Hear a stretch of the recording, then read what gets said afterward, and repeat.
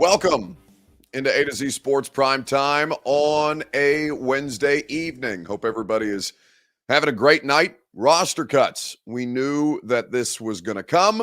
We knew largely the names that were going to be released, but it did happen in the middle of the day today. In fact, the middle of the radio show, we were on air. Taylor Lewan, Randy Bullock, Robert Woods, and Zach Cunningham all released from this Tennessee Titans team. So tonight we're going to talk about the significance of those cuts and what it means for these players moving forward, what it means for this team moving forward. We'll do the rising and falling candidates. We'll talk about Taylor Lewan's legacy. He's the most important of the players to be cut today. And we will keep it moving on this Wednesday afternoon. A lot of information to get into, a lot of discussions to have, and happy to have you guys in for tonight's show.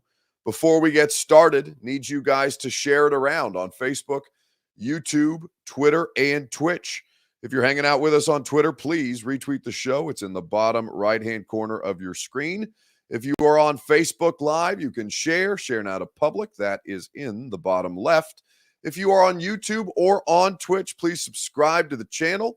Throw a like on the video. We would be grateful for all of those things if you would be so kind, and we can get more of your folks hanging out in here as well if you do us the simple kindness of sharing this show. With that being said, let's go ahead and get this thing started.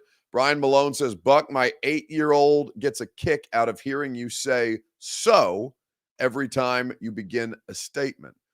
Well, I did not know that I say so every time that I begin a statement, nor did I know that there was an 8-year-old that was watching this show, which makes me feel infinitely terrible about the kind of language that I use. But in fact, I would say, maybe earmuffs for a good portion of the primetime program, and we can get through some learning experiences with your 8-year-old together. So let's go ahead and get this show started. Welcome into A to Z Sports Primetime on a Wednesday night from the Superbook Sports Studios.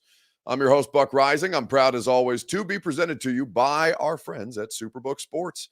Download the Superbook app and get in on all your favorite major sports. They'll match your first bet up to $1,000 at Superbook Sports, so download the app today. TrueMath Fitness in the Gulch. Get your workout goals started. Get your fitness goals achieved with a new way to work out and your first workout free as a Middle Tennessee resident at TrueMathFitness.com. Two Rivers Ford, where they always sell all non-specialty new Ford vehicles below MSRP. Two Rivers Ford in Mount Juliet or online at tworiversford.com. And the Ashton Real Estate Group of RE/MAX Advantage. GaryAshton.com, your dream address without the stress, the intel edge you need to succeed with the Gary Ashton team. So a lot of the situations for Brian says his 8-year-old listens to the cleaned up show, the radio show on 104.5. Well, okay. We love that for the 8-year-old, and thank you to your 8-year-old for her patronage. Either way, we are here to talk tonight about roster cuts. So it started to leak out, and it started with Lewan. Lewan was the first one that got released. He reported his own news via his podcast, Bussin' with the Boys. Then Jordan Schultz of a website called The Score reported that the Titans would also be releasing Robert Woods. Randy Bullock was announced by the team, and later on, Tom Pelissero reported that they would be releasing Zach Cunningham, the final of the 4 cuts that was made today, just today. Now, it doesn't mean that their work is done. Names like Bud Dupree and Ryan Tannehill, who are going to require a bit more thinking, it would seem, are still out there and available for release. But we knew that there was going to be some combination of at least these 3. Randy Bullock makes sense as well, although the savings are much less there.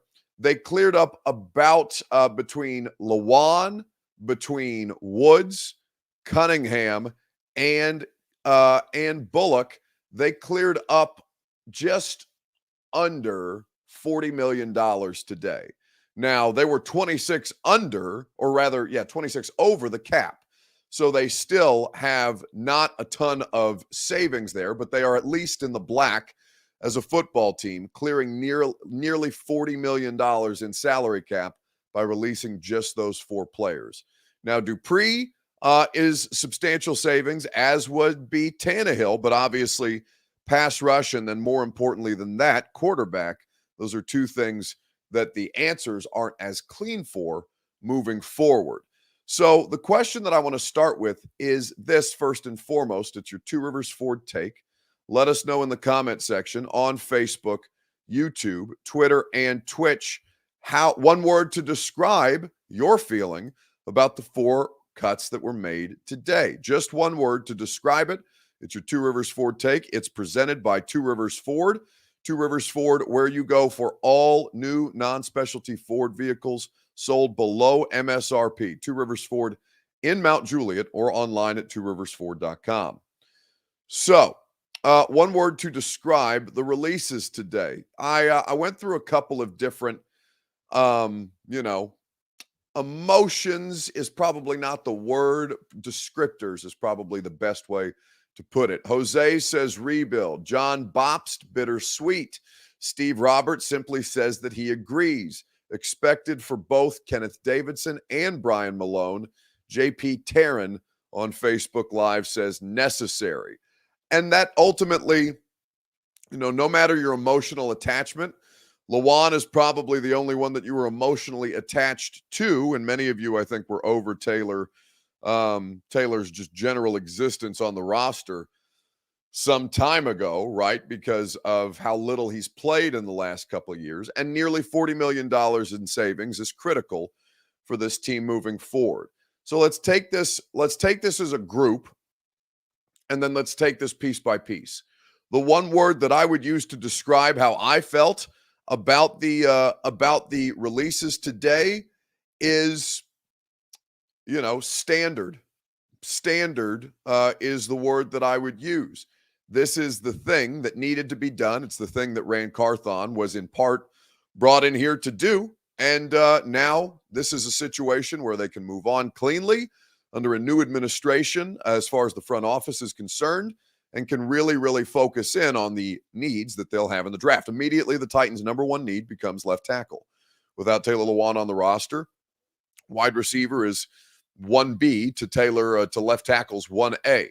But then individually, Lewan is unfortunate, I think, because he was regarded as a top 5 player at the height of Taylor Lewan, right? Taylor was regarded as a top 5 player at his position. You hoped from a football standpoint, and for many of you a personal standpoint, that he could get right, because he's the reason that many of you, I think, became Titans fans again. He was electric as a personality. He was a good player, not a great player, but a Pro Bowl caliber player, right? And then PED suspension cost him time. His body cost him the rest.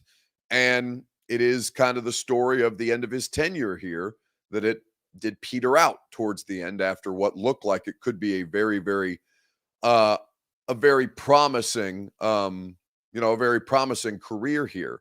It ultimately ends in a way that many end, right? With the untimely release, or in some cases trade, of a player who was considered a foundational piece. Woods, I could have made the case, and in fact I did, I think, earlier this week, make the case for him to be restructured and kept. I'm also not mad at them wanting to save $12 million by moving on and trying to get younger and faster with the wide receiver position. Robert Woods was insufficient last year without the rest of the cast that was supposed to be available, and, them's the breaks. Bullock, it's tough for me to kind of be blasé about a kicker, given that this is a franchise that went through, I believe, 6 in one season with the inability to get the kicker position right. And then Cunningham got outplayed, frankly, by Dylan Cole, and was oft injured with this team towards the end. B. Fred says Buck said petered out for Lewan. I mean, what else? How else would you describe it? Disappointing for Taylor. I think, for media, shit out of luck, because Taylor's a great quote, and there are very, very few good quotes left in the Titans locker room these days. For $12 million, the Titans can replace Woods' production. Yeah, absolutely. But I think you could have made the case to restructure. It's not necessarily like you just had to live with the $12 million, but I understand your point. I want a super down year and bring on the big cap space for 2024. That sounds like an unmitigating suffering, Sam. I hope you don't get what you want. In fact, I hope that at least as long as I have to suffer through these football games, I hope that this is a competitive, at least football team. And at least this year they started 7-3 if they didn't shit the bed down the stretch that way. But no, Sam, I have zero interest in covering a losing, miserable football team. So I hope you don't get what you want at all.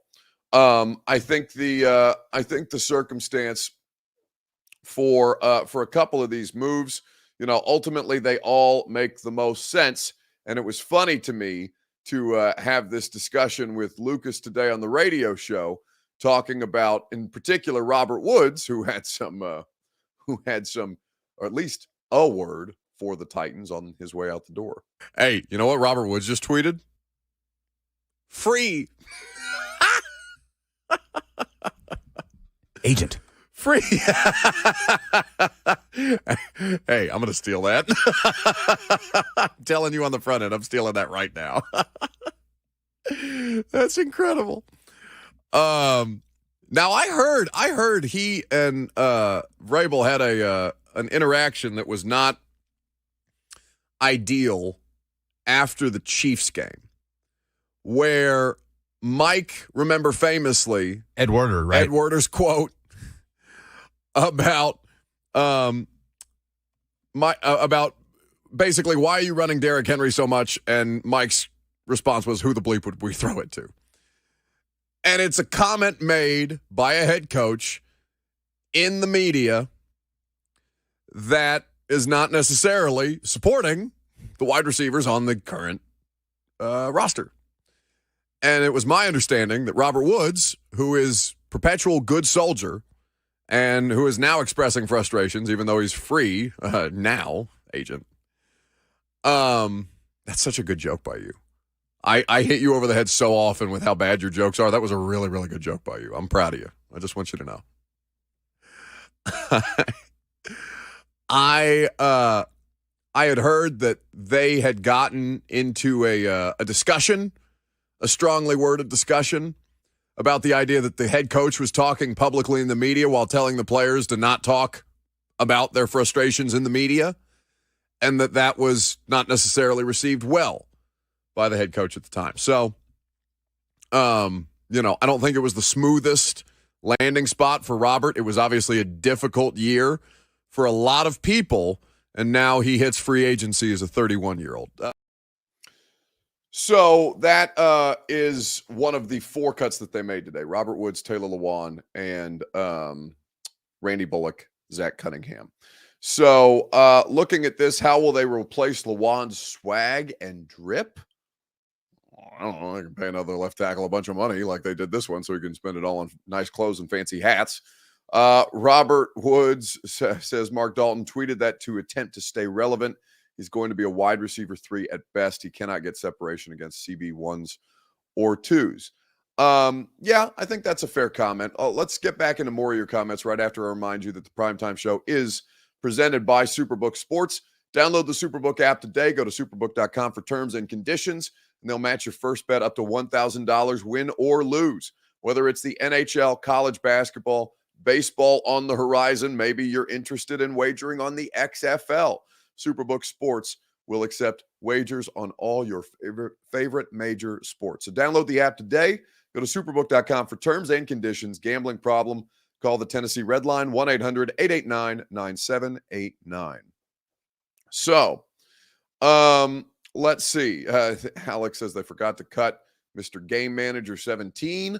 I think he is the most likely of any of these quote-unquote cap casualty candidates to end up staying, but that depends on if they get a decent offer from another team who may be interested in trading for Tannehill. I would be shocked, honestly, if Tannehill got cut. Like if you told me Tannehill wasn't on the roster next year, I would assume it's because a team traded for him, not because he got released.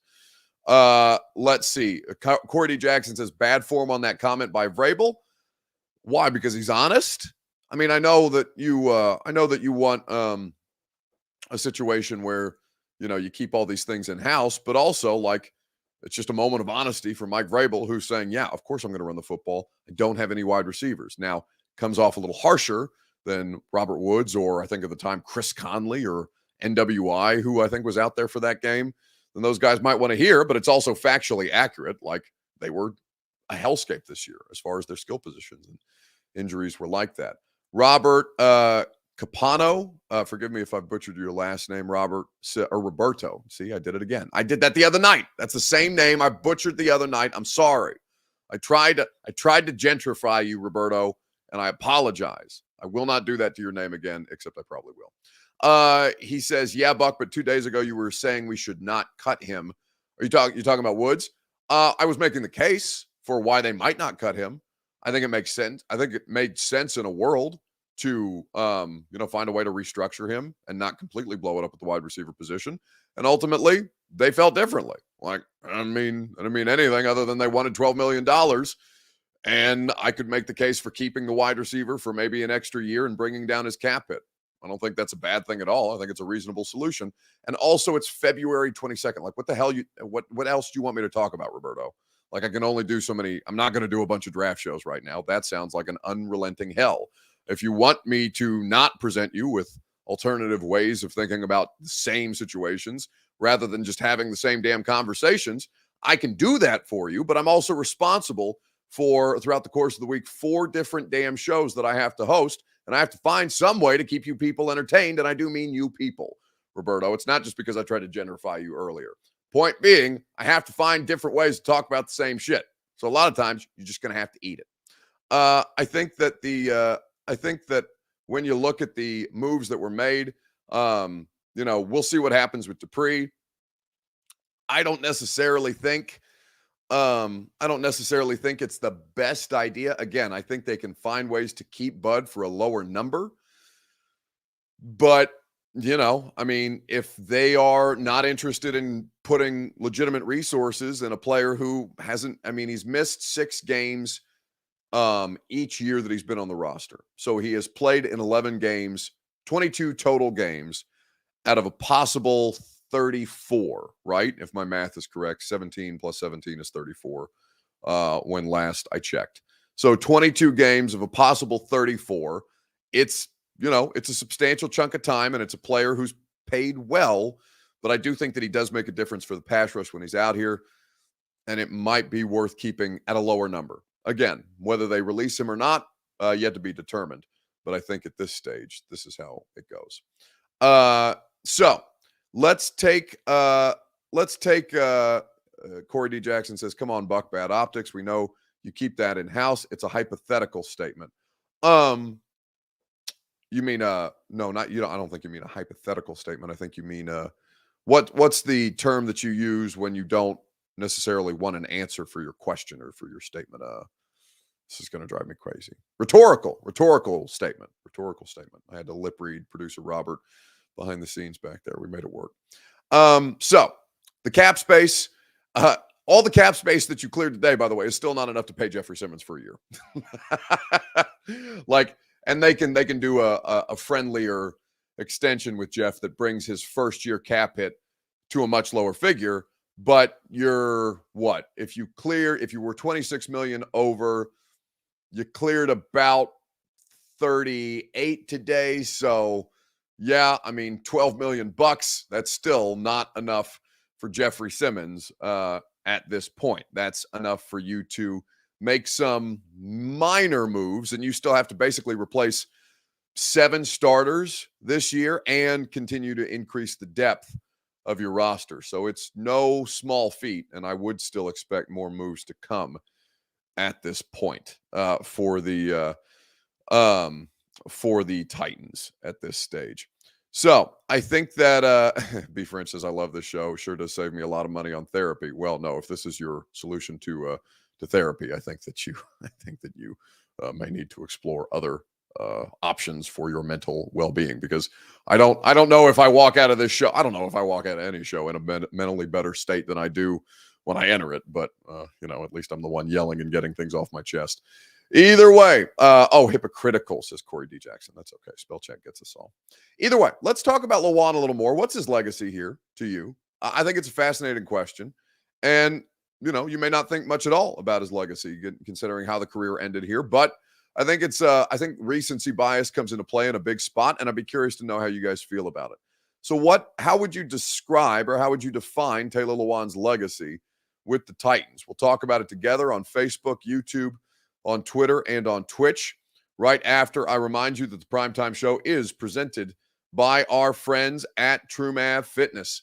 TrueMav Fitness, get your workout goals started, get your fitness goals accomplished. 6 a.m. tomorrow. I hope to see some of you at TrueMav Fitness. I know a lot of you guys have been taking advantage of at least the free workout that they have to offer, and I know even more of you have enjoyed your experiences there. It's a great program, regardless of how you like to work out. They have the boot camp style classes that I enjoy. I like to be kept moving. I like to be kept on my toes, for lack of a better term. I like to have somebody kind of telling me when I need to move on to the next exercise, because a lot of times, if you're like me, you just wander into the gym, you're super inefficient, and you don't accomplish everything that you needed to accomplish in an hour and a half when you could have done it in 40 minutes. So I'm a big fan of the group classes. If you're not, they've got personal training. If you're not a fan of either of those things, they have an open gym. So sign up for your membership today. They've got all kinds of great, affordable options, and your first workout free as a Middle Tennessee resident at TrueMathFitness.com. So how would you define Taylor Lewan's legacy here? Hall of Great, says Matt S., but not a Titans Ring of Honor player. I think that's a good assessment. Solid player, citizen, and helped to turn around the franchise, says David Brown. He was definitely a better citizen after he got married. Shout out Talon. Shout out Talon for getting that giant jerk in check, because he was a bit of a menace for his first couple of years down here. But no, Taylor has always, I think, loved the city of Nashville and appreciated how much the city of Nashville has shown him love. So I think he has always gone above and beyond to return that at this point. MB says Lewan's legacy, an annual decline. Oof, tough crowd. Is Taylor Lewan now a member of the Illuminati, says Jimbo? I don't know. I don't know what the qualifications for that are. Very good, but not great, like Teresa said today on the podcast. Oh, by the way, we did a live. We do the 615 sessions live now. We do it live Wednesdays at 2 p.m. Central Time. So we're bringing back the Titans Media Roundtable discussions, and we're doing them on the live platform. So keep an eye out for those Wednesdays at 2. And Teresa Walker was with me today. And if you miss it live, of course, it's still in the A to Z Sports podcast feed. Today, he is the third. Teresa said today he's third as left tackle for the Titans behind Hopkins and Ruse. I think that's a fair assessment. And but I when we got the news live on the radio show today, Robert informs me that I've literally started every segment with "so." I don't know if you have a clicker counter back there, Robert, but I appreciate your good diligence on that. Thank you very much. I think that the situation for Taylor is a unique one, but I think it's one that most of you will be able to identify with. We talked about it on the radio show, but here's a clip from Teresa on the podcast today.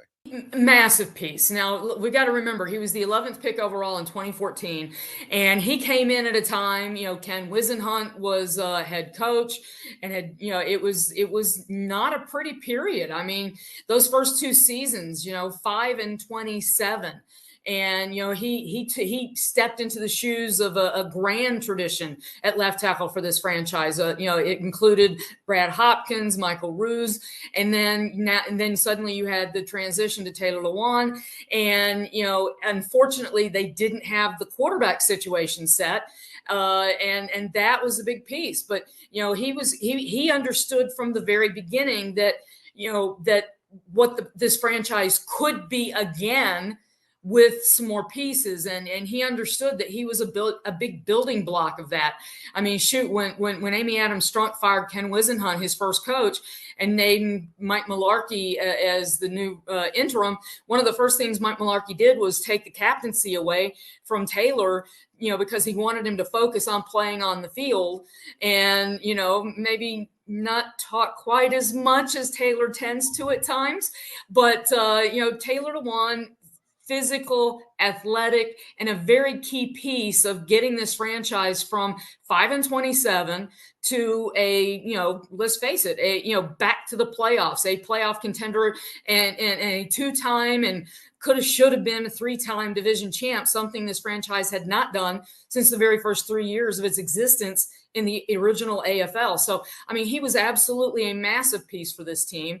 And, Dad, whatever you want to call him, he certainly has made his imprint on the, I know that's a phrase I don't like to use, and I almost want to slap myself, but sorry, Taylor. But I mean, he took a leadership part for this team and was a very big piece of the offense and in the community. And, for a franchise that, went a few years, they're kind of wandering in the desert, and he helped get them back to where they put butts in the seats in the stands.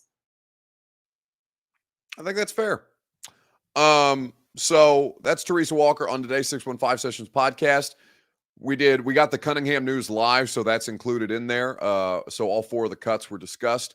Go check out the podcast in the A to Z Sports Podcast Network feed, or you can rewatch it because now we're doing it live on YouTube on Wednesday. So right after we wrap up here, you can go watch the podcast if you so desire. Just another reason to subscribe to the A to Z Sports digital channels. All right. So, rising and falling candidates of the week. Who in sports had their stock rise? Whose stock fell? It's our end of show topic on a Wednesday. We'll do that together. You guys will tell me who rose, who fell this week in sports right after I remind you that the Primetime Show is presented by the Ashton Real Estate Group of RE/MAX Advantage. GaryAshton.com. The intel edge you need to succeed is what the Ashton team offers to you. Whether you're buying or selling your home, you need the intel that only the Ashton team can provide. You want your dream address without the stress like I got? You need Gary Ashton. If you want to sell your home for more, don't sell without the intel that the Ashton team can provide. They're the official real estate team of the Preds and this streaming show and my radio show. Go to GaryAshton.com for the team that your favorite teams trust. So, looking at the whose stock rose, whose stock fell, the rising and falling candidates of the weekend. Puka says Robert Woods fell. Ran Carthon for Dwayne Holiday. Stock up. Both Vandy and Vols fell. Wait, did Vandy lose tonight? I did not see. Surely they did not lose to LSU. That would be a terrible, terrible loss after that team just won 5 straight. That would be difficult. Major Keys says Dylan Radin's stock rose. I don't think so. I don't think so at all. Dylan Radins is coming off a torn ACL, and that happened in December. That dude's not going to be ready anywhere close. In fact, Dylan Radins lucky he's on a rookie contract. Otherwise, I don't think that dude would be here anymore. Let's see. Gary Banks has cut Dobbs. You don't have to. He's not on your roster. He's an unrestricted free agent at the end of the season. Jacob Ray says John Robinson's stock fell. No way he gets hired again as a general manager. He's not doing anything in football this year as far as I know. I haven't heard from John in a while, but, I don't know what his plan is and if he's going to get back into the NFL at any point. I think John Robinson would get a job. I don't know if he'd get a general manager job. I think he'd have to do kind of like a different role and maybe eventually work his way back up to GM, but that does not seem like it's in the cards right now. Josh Sabata says Florida quarterback Richardson. Josh Richardson rising. Or, excuse me, Anthony Richardson. Who is Josh Richardson? Josh Richardson, I think, is an NBA player. I think that Anthony Richardson, Greg Cosell and I, we didn't do the install today because it was a hellscape of news. And I asked Greg if we could just take a rain check until tomorrow. So Greg and I are going to talk about Anthony Richardson and a couple of the other quarterbacks tomorrow. Corey says he rose today. It's his birthday. Happy birthday. He's a man. He's 40. Happy birthday to Corey D. Jackson. So my rising candidate is Marcus Mariota. Apparently he's being featured in a Netflix special that they had cameras following Marcus all year long. He's the least likely person that I would ever think to agree to do that. I couldn't get Marcus to say 20 words in 4 years of, I think 5 years of covering him here.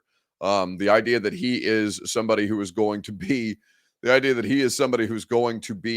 a Netflix documentary is wild. It's also going to feature Mahomes and Kirk Cousins. Apparently, this is something that Netflix has had in the works for all season. I'll say the falling candidate is the audience of that next Netflix documentary because I love Marcus Mariota to death, but he might be one of the least interesting human beings by out of intention. Like Marcus isn't like it's not an insult. Marcus just, he's not a very actually I hear Marcus is much funnier than we know, and I think has more personality than he's ever shown outwardly. And his career story is interesting, but I almost think like we assign interest level to athletes just because they're athletes, when in reality their their personalities and their stories might not be that interesting, right? Now, Marcus, I think his career trajectory is legitimately interesting. But how much he's willing to talk about that, I would be shocked if Marcus gets into actual detail. But maybe I'll be surprised. Major Key says, "Hey man, Mariota is a special man. Y'all didn't value him, Buck. Shame. Value him I value Marcus plenty. I value Marcus plenty as a person. During his time here, he's the first Titans quarterback that I covered. My rookie year in media was Marcus's rookie year as a quarterback. So I value Marcus. I was the first person to talk to Marcus in his last NFL game after they lost to the Chiefs. I had a one-on-one with Marcus in the locker room in Kansas City after the final game of his Titans career before he went on to join the Raiders, I think was the first spot there.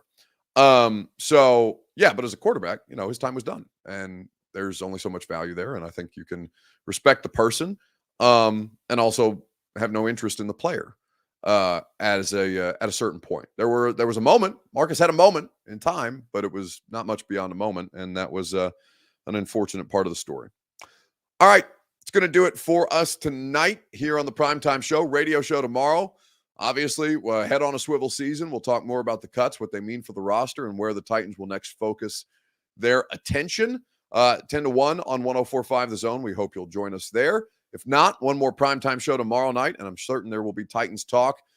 Go check out the 615 Sessions podcast if you haven't.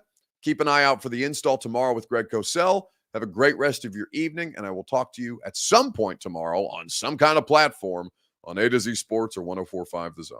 See you guys. Are you surprised to hear that? Certainly not. The first year we took it to the limit.